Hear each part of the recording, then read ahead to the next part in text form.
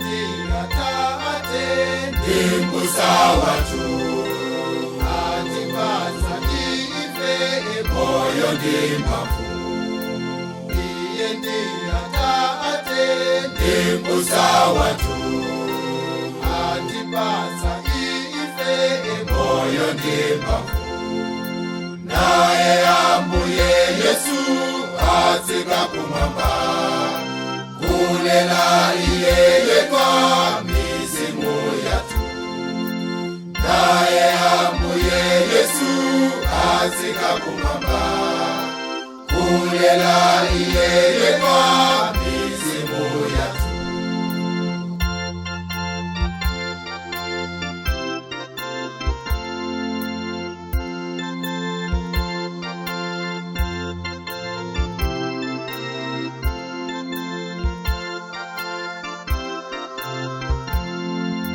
sitiona Yesu Ukaristia unatembeza Mungu ndi mutu.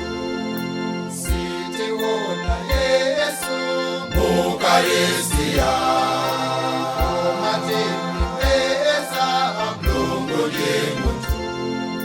Naye ambuye Yesu atsika kumwamba kulela iyeye kwa mizimu yatu.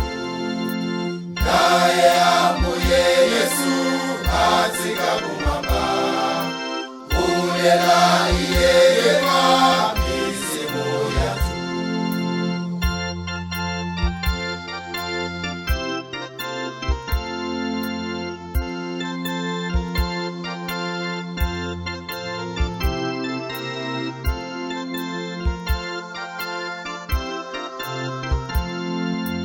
nene Yesu yemwe Azipereka sauleni zake sazatimana. nene Yesu yemwe Azipereka sauleni zake sazatimana. Naye ambuye Yesu atsika kumwamba kulela iyeye kwa mizimu yatu. Naye ambuye Yesu atsika kumwamba kulela iyeye kwa mizimu yatu.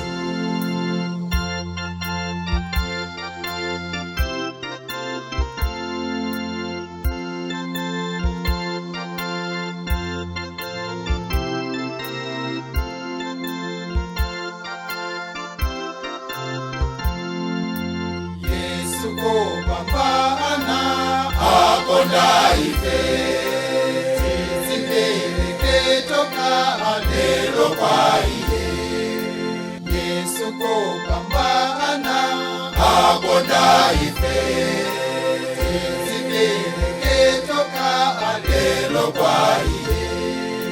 Naye ambuye Yesu atsika kumwamba kulela iyeye kwa mizimu yatu. Naye ambuye Yesu atsika kumwamba kulela iyeye kwa